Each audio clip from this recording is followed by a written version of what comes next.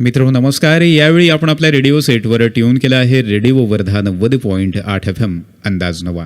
बांधवांनो, जागर स्त्री शक्तीचा या कार्यक्रमाच्या माध्यमातून अनेक कर्तृत्ववान महिलांचा आवाज थेट तुमच्या कानामनापर्यंत पोहोचवण्याचा रेडिओ वर्धाच्या या प्रयत्नाला खूप जणांनी ॲप्रिशिएट केलेलं आहे आणि खूप चांगल्या प्रतिक्रिया या कार्यक्रमाच्या संदर्भात येत आहे. विशेषतः महिलांच्या बरोबरीने पुरुषसुद्धा या प्रतिक्रिया नोंदवत आहेत. ही रेडिओ वर्धासाठी निश्चितच चांगली गोष्ट आहे. आज ज्यांचा आवाज आम्ही तुमच्यापर्यंत पोहोचवतो आहे जागर स्त्री शक्तीचा या कार्यक्रमाच्या माध्यमातून, तर त्यांचा सुरुवातीला परिचय करून देतो. जिल्हा समाज कल्याण अधिकारी प्राजक्ता इंगळे या आज आपल्याशी बातचीत करणार आहे आणि एकूणच त्यांच्या कार्यकर्तृत्वाचा जो काही प्रशासकीय परीघ आहे तर त्याच्याशी निगडीत काही जुजबी प्रश्न आणि काही तपशील या मुलाखतीच्या माध्यमातून आम्ही तुमच्यापर्यंत त्या सगळ्या गोष्टीचा उलगडा करण्याचा प्रयत्न करणार आहोत.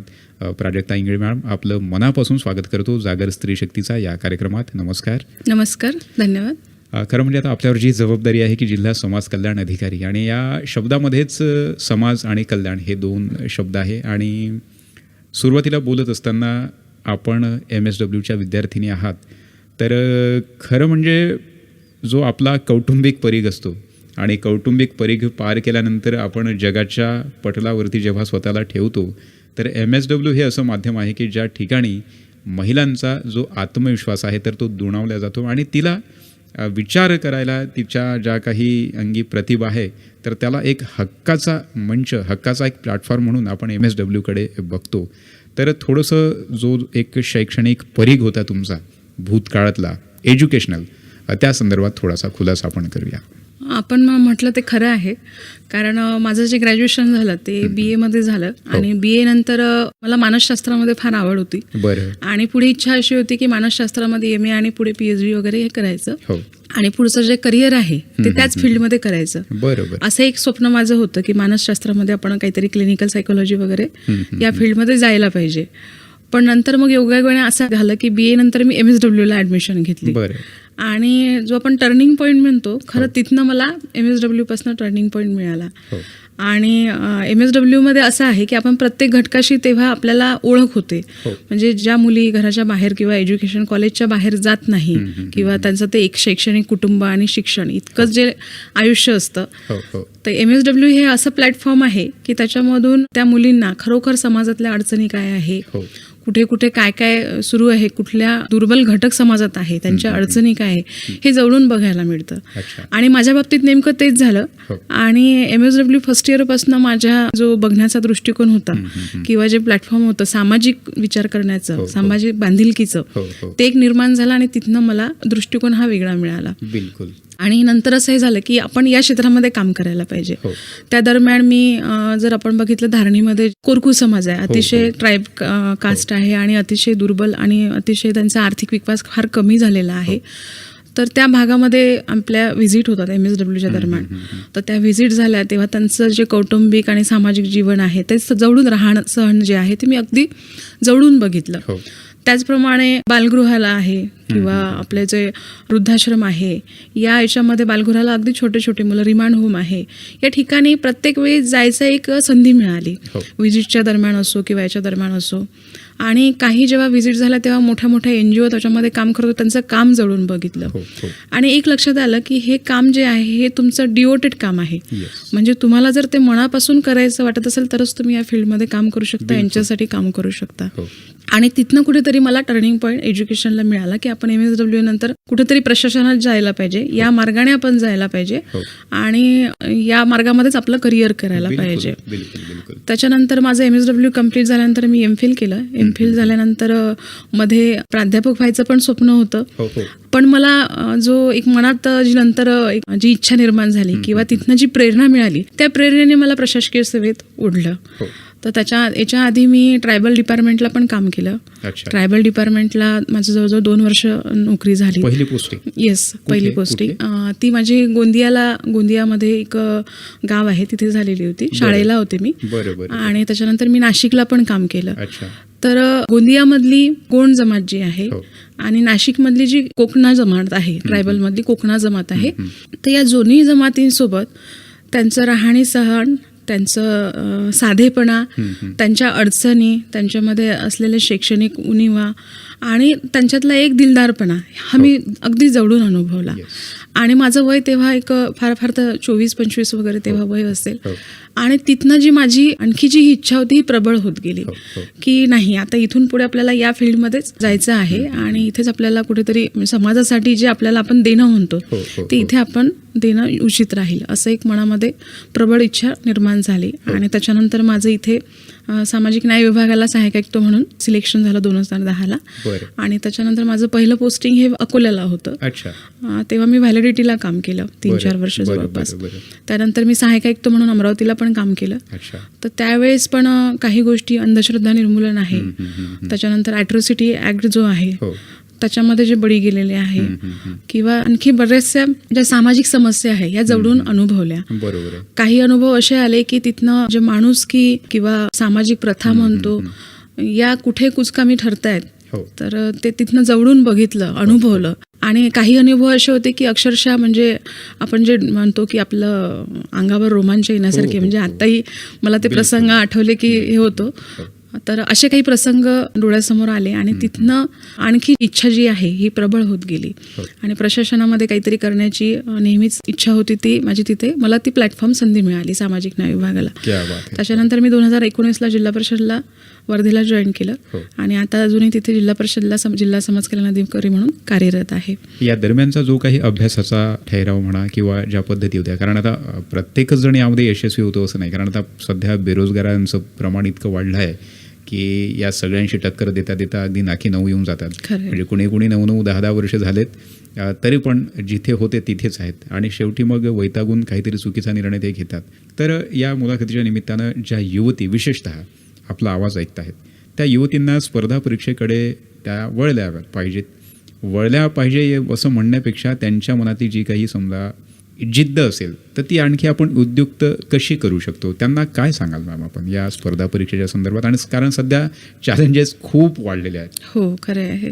सध्याची जर युवा पिढी बघितली आपण तर त्यांच्यासमोरचे प्रश्न अतिशय कठीण झालेले आहे. खूप वेळ देतात, मेहनत घेतात, पण तरीही पाहिजे तसं यश मिळत नाही.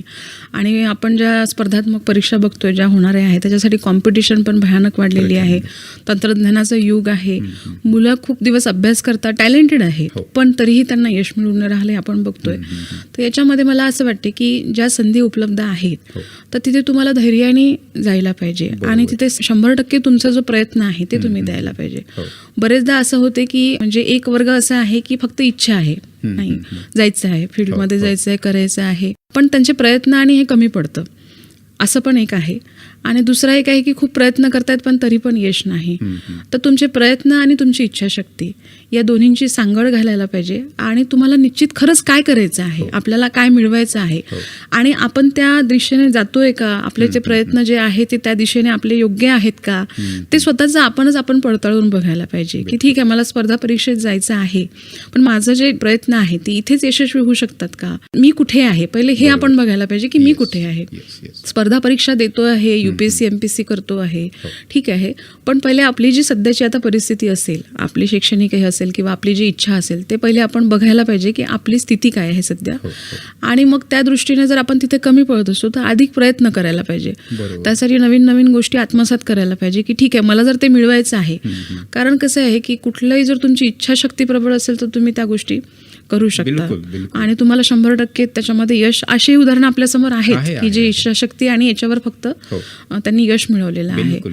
तर तुम्ही पहिले स्वतःला आपली परिस्थिती समजावून घ्यायची की आपण कुठे आहोत, आपल्याला जी गोष्ट करतोय आपण तीच खरंच आपल्याला करायची आहे का. कोणीतरी सांगतंय, कोणीतरी मैत्रिणी करतायत किंवा मित्र करतायत किंवा कुटुंबाचा दबाव आहे किंवा आपण करतोय म्हणून जस्ट करतोय असं न करता मनातली इच्छाशक्ती प्रबळ करायला पाहिजे आणि त्या दृष्टीने मग सतत आपले प्रयत्न असायला पाहिजे. बरोबर. असे जर तुमचे प्रयत्न असेल तर नक्कीच तुम्हाला कुठेतरी यश निश्चितच मिळणार आहे. हा फार मोलाचा सल्ला दिलात आपण. कारण म्हणजे मी कुठे आहे हे जोपर्यंत आपल्याला कळणार नाही तोपर्यंत आपल्याला वाटाच सुचणार नाही आणि आपली कपॅसिटी, आपली कुवत, आपल्या मर्यादा तर याची जर जोपर्यंत आपल्याला जाणीव होणार नाही तोपर्यंत मला नाही वाटत आपण एखादा चांगला खमेठोकपणे एखादा निर्णय घेऊ शकतो. बिलकुल, हे खूप चांगलं मॅम आपण सांगितलं. खरं म्हणजे आता एखादी प्रशासकीय जबाबदारी जेव्हा आपल्यावर येते तर आपण जनता शासन प्रशासन यामधला एक दुवा असतो. तर कामाचा किंवा ओव्हरऑल त्या सगळ्या गोष्टीचा कधी कधी प्रचंड ताण येतो, कारण लोकांचं समाधान महत्त्वाचं असतं. हो. तर आपले वरिष्ठ आपल्याला काय म्हणतील याचा पण एक वेगळा ताणतणाव आपल्या मेंदूवर सातत्याने हावी असतो. तर या अशा अवघड वळणावरती आपण स्वतःला बॅलन्स ठेवणं, धीरानं आणि संयमानं काम घेणं, तर अशावेळी प्रत्येक प्रशासकीय अधिकाऱ्याची जबाबदारी असते. आणि विशेषतः म्हणजे महिला जर अधिकारी असेल तर जे काही ताणतणाव आहे तर हे पुरुषांच्या तुलनेमध्ये त्यांना जास्त सहन करावे लागतात. आपला काय अनुभव आहे? खरं आहे, माझे दोन्ही अनुभव आहे. खरं तर सांगायचं तर महिला अधिकारी असल्या की बऱ्याच जणांचा बघण्याचा दृष्टिकोन जो असतो तो जरा दुय्यम असतो. त्यांना महिला फारसं म्हणजे आपलं काम जे आहे ते पूर्ण 100% देऊन करत नाही, किंवा त्या कार्यालयाला वेळ देऊ शकत नाही, किंवा तेवढं डिवोटेडली काम करत नाही, असा एक वर्ग पण आहे.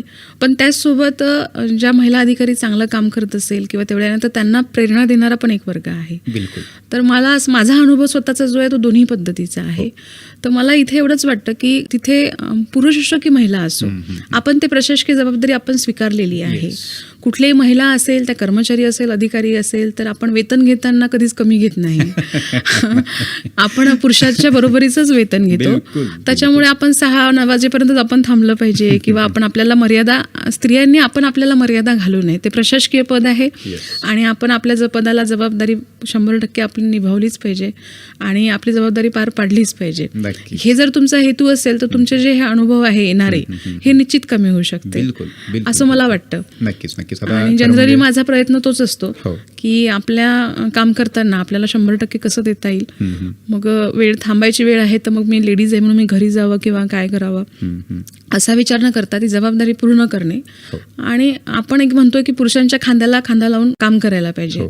मग जर आपल्याला पुरुषांच्या खांद्याला खांदा लावून काम करायचं आहे तर मग ही जी म्हणतोय लवकर जाणे किंवा स्त्री आहे तर मला तिथे स्पेशल ट्रीटमेंट मिळायला पाहिजे, अशी आपण अपेक्षाच करू नये असं मला वाटतं. तेव्हाच ते खांद्याला खांदा काम समर्पक होईल ते वाक्य. अर्थातच असं माझं मत आहे. नक्कीच मॅम. खरं म्हणजे आता शेवटल्या तळागाळातला जो माणूस आहे, तर ज्या काही शासकीय योजना आहेत जिल्हा समाज कल्याण विभागाच्या मार्फत, तर त्या तिथपर्यंत पोचवता मधली जी साखळी आहे ती खंडित पण होऊ नये. आणि आपल्या सोबत काम करणारा जो कर्मचारी वर्ग आहे तर प्रॉपर त्याला व्यवस्थित गाईड करून शासनाची जी काही योजना आहे तर ती योग्य त्या प्रमाणामध्ये जशीच्या तशी ती पोचवण्या हेतू खूप मशक्कत करावी लागते. आपला जो जिल्हा आहे वर्धा जिल्हा, तर याला 2 माणसांचे पाय लागले आहेत आणि वर्धा जिल्ह्याची संबंध ओळख जगात वर्धा जिल्हा आपल्या ओळखला जातो. तर या जिल्ह्यामध्ये जेव्हा तुमचा प्रवेश झाला तर निश्चितच तुम्हाला चांगलं पण वाटलं असेल आणि जबाबदारीचा ताणतणाव पण आलेला असेल वर्तमानात, कारण आता कार्यक्षेत्र खूप व्हास्ट आहे आपलं आणि जेवढं खुर्चीवर तुम्हाला बसावं लागतं त्याहीपेक्षा किंबहुना बाहेर प्रत्यक्ष फील्डमध्ये तुम्हाला काम करावं लागतं.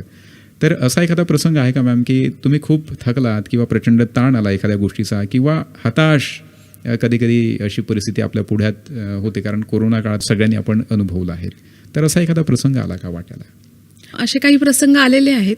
वर्धेच्या बाबतीत सांगायचं झालं तर कोविडमधलेच असे काही प्रसंग आहे. तर जेव्हा माझा मुलगा तेव्हा जवळजवळ 5-6 वर्षाचा होता आणि तेव्हा सर्व ज्या बॉर्डर आणि आहे ते सर्व सील झालेलं होतं. वर्धेतून आपल्याकडे पेशंट फार कमी होते आणि वर्धेतून बाहेर वगैरे कुठे जाता येत नव्हतं. आणि सुरक्षेच्या दृष्टीने आणि सर्व त्याला मी माझ्या आईजवळ ठेवलेलं होतं. तर कार्यालयात असताना पूर्ण कार्यालयाची जबाबदारी सांभाळणे, कार्यालयात थांबणे, आणि बरेचदा तेव्हा काही पेशंट आणि काही कर्मचारी पॉझिटिव्ह झालेले होते. तर मग अशा वेळेस त्यांना कार्यालयात येता येत नव्हतं. पण कार्यालय प्रमुख म्हणून मला रोज तिथे कार्यालयामध्ये उपस्थित राहणे बंधनकारक होतं आणि बॉर्डर जाता येत नव्हतं, कोणाला येता येत नव्हतं. त्यावेळेस एक थोडंसं वाटायचं. माझ्या मुलाला मी जेव्हा 2-3 महिने भेटले नाही आणि तो खूप छोटा होता तेव्हा, तर तेव्हा थोडंसं म्हणजे फार हताश झाल्यासारखं वाटलं. शेवटी मातृत्व आहे तर ते वाटणारच. तर एक तो प्रसंग झाला की अशा वेळेस म्हणजे जिथे हताश वाटलं मला की आता काय करायचं, म्हणजे आपण मुलाला भेटू शकत नाही, एकटं इथे आहे, परिस्थिती अशी आहे, बाहेरची परिस्थिती, किमान कोणाकडे त्यांच्या कुटुंबातले लोक सोबत किंवा हे, आणि आपण एकटं इथे आहोत. पण समस्या आल्या की त्यातून मार्ग पण मिळत जातात. तर पुढे मार्ग मिळाले आणि ती समस्या पण दूर झाली त्याच्यामुळे. नक्कीच.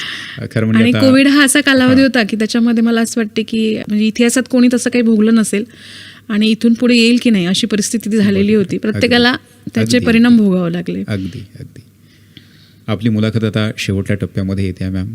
खरं म्हणजे हा संवाद संपू नये असं जरी आपल्याला वाटत असलं तरी पण आता वेळेची बंधनं आपल्याला पाळावी लागणार आहे. शेवटी जाता जाता ज्या आपल्या माता भगिनी आहेत तर त्यांच्यासाठी जिल्हा समाज कल्याण विभागाच्या ज्या काही योजना आहेत तर मला वाटते त्याचा एक आपण थोडक्यात गोषवारा घेऊया आणि मग मुलाखतीला आपण विराम देऊ. खरं सांगायचं सामाजिक न्याय विभाग जो आहे याला फार मोठी पार्श्वभूमी आहे. सामाजिक न्याय विभागाची जी धुरा पहिले म्हणजे ज्याचा आधारस्तंभ आपण ज्याला म्हणतो ते आहे राजर्षी शाहू महाराज, ज्यांनी सामाजिक न्यायाची सुरुवात केली.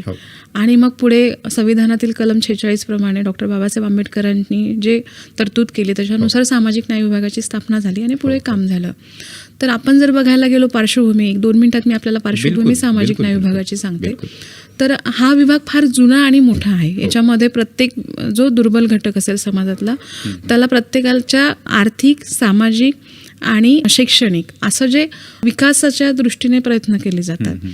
सामाजिक न्याय विभागाच्या योजना माझ्याकडे जिल्हा परिषदला जरी कमी असेल तरी ज्या आपण एकंदर विभागाचा विचार केला तर जेव्हापासून मूल जन्मतं तेव्हापासून ते मृत्यूपर्यंत म्हणजे वृद्धापकाळापर्यंतच्या तुमच्या मग त्याच्यामध्ये दिव्यांग असेल, निराधार असेल, महिला असतील, ट्रान्सजेंडर असतील, अपंग असतील, अनाथ असतील मुलं, ह्या सर्व घटकांचा एकत्रित समावेश केला जातो आणि त्या सर्वांचा विकास होण्याच्या दृष्टीने सामाजिक न्याय विभाग हा कटिबद्ध असतो. तर जिल्हा परिषदला जनरली अनुसूचित जातीचा जो कंपोनंट असतो त्याच्यासाठी बऱ्याचशा योजना राबवल्या जातात.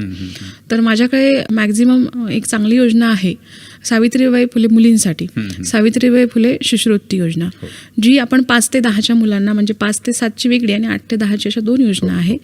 तर त्या योजनेचा उद्देश असा आहे की ती योजना आपण SC, VJNT आणि OBC या प्रवर्गातल्या मुलींना देतो, मुलींसाठी आहे. आणि त्याचा उद्देश असा होता की मुलींचं जे ग्रामीण भागातलं गळतीचं प्रमाण आहे शाळेतलं तर ते गळतीचं प्रमाण कुठेतरी कमी व्हावं आणि त्यांना शाळेत येण्यासाठी प्रोत्साहन मिळावं म्हणून त्यांच्या 75% उपस्थितीवर आपण ती योजना त्यांना देतो. आणि अतिशय चांगली योजना ती आहे आणि त्याच्यामध्ये आपल्याकडे मोठ्या प्रमाणावर वर्धा जिल्ह्यामध्ये सर्व विद्यार्थी लाभ पण त्या योजनेचा घेतात. आणि इतर पण मुलींसाठी, मुलांसाठी शिष्यवृत्ती योजना ज्या आहेत त्याच्यासाठी सामाजिक न्याय विभाग आणि आमचे जिल्हा परिषद विभाग हे काम करत असतं. त्याचप्रमाणे एक चांगली योजना आहे आमच्याकडे आंतरजातीय विवाह. याच्यामध्ये जे समाजातला दुरावा आहे, जातीवर्ण आहे, धर्मभेद आहे, हा दूर करण्याच्या दृष्टीने ही प्रोत्साहनात्मक योजना आहे. या योजनेमध्ये जर तो वेगवेगळ्या प्रवर्गातले 2 व्यक्ती असेल तर त्यांनी जर आंतरजातीय विवाह केला असेल तर त्यांना 50,000पर्यंतचं प्रोत्साहनपर मानधन दिलं जातं. ही पण अतिशय चांगली योजना आहे. याच्यामध्ये पण आपल्याकडे बरेच लाभार्थी लाभ घेतात. आणि निश्चितच त्याच्यामुळे जो आपली वर्णव्यवस्था आणि जातीव्यवस्था आहे त्याच्यामधला जो भेद आहे किंवा विवाह संस्काराच्या वेळी जो भेदाभेद केला जातो तो निश्चित कमी होतो. त्यानंतर सामाजिक न्याय विभागाकडे जिल्हा परिषदमध्ये समाज कल्याण विभागाला 20% सेस फंडचा निधी असतो. त्या सेस फंडमध्ये अनुसूचित जातीमधले जे काही दुर्बल असतील त्या महिला असो किंवा मग शेतकरी असो तर त्यांच्यासाठी वेगवेगळ्या योजना राबवल्या जातात. आणि समाज कल्याण विभाग जिल्हा परिषद मुख्यतः दिव्यांगांसाठी पण एक आमच्याकडे मोठं हे आहे. दिव्यांगांसाठी आम्ही विशेषतः काम करतो. आपण आताच बघितलं असेल 13ला मोठं दिव्यांगाच्या दारी अभियान झालेलं आहे. तर त्याच्यामध्ये दिव्यांगांसाठी पण वेगवेगळ्या योजना विभागाकडून राबवल्या जातात आणि इतर पण योजना बऱ्याचशा विभागाकडून असतात, राबवण्यात येतात. खरं म्हणजे आता हा उत्सवाचा आणि उत्साहाचा महिना आहे आणि या महिन्यामध्ये खऱ्या अर्थानं स्त्रियांच्या उत्साहाला जे उधाण येतं तर ते गरजेचं पण आहे कारण नवीन उत्साह आपल्याला वर्षभर जगण्यासाठी प्रेरणा देत असतो. तर या मुलाखतीच्या निमित्तानं आपला आवाज आपल्या अनेक माता भगिनी ऐकत आहेत. त्यांना शेवटी जाता जाता काय संदेश द्याल मॅम या मुलाखतीच्या निमित्ताने आणि जागर स्त्री शक्तीचा या कार्यक्रमाच्या माध्यमातून? नवरात्राच्या याने आपण उत्साह साजरा करतो, सणावारांच्या याने एकत्र येतो. पण मला असं वाटतं की या उत्साहासोबतच आपण तो उत्साह वर्षभर आपण कायम ठेवायला पाहिजे. आणि जागर स्त्री शक्तीचा खऱ्या अर्थाने तेव्हाच होईल की जेव्हा स्त्रियांची जी शक्ती आहे ती योग्य वाटेने आणि योग्य पद्धतीने ती वापरल्या जाईल आणि त्याची जाणीव आपल्याला सर्वांना होईल. स्त्री शक्तीचा जो हे असतो तो समाजाच्या म्हणजे प्रत्येक स्त्री जी आहे ती स्वतः फार खंबीर असते. म्हणजे असं म्हटलं जातं सायकोलॉजिकली की पुरुषांपेक्षा स्त्रिया ज्या आहे तर त्या ज्या येणाऱ्या समस्या आहेत त्या समस्यांना तोंड देताना त्या आणखी खंबीर होतात न खचता. आणि आपण प्रत्यक्षात पण असं बघतोच की जर समस्या आल्या तर आपण म्हणजे महिला ज्या बघतो आपण त्या खंबीर होताना बघतो. तर हा खंबीरपणा आणि आपली जी शक्ती आहे ती आपण त्याची जाणीव आपल्याला कायम असायला पाहिजे की त्या जाणीवेमधून आपलं कुटुंबाचं, समाजाचं, पर्यायी देशाचं संरक्षण कसं करता येईल आणि त्याची जे पाया आहे तो पाया आपण आपल्या कुटुंबापासून जर पक्का करत गेलो तर आणि प्रत्येक स्त्रीने जर असा निर्धार केला तर एक दिवस समाज नक्कीच आपला सुदृढ आणि छान बनेल आणि स्त्री शक्तीला सन्मान प्रत्येक ठिकाणी केला जाईल.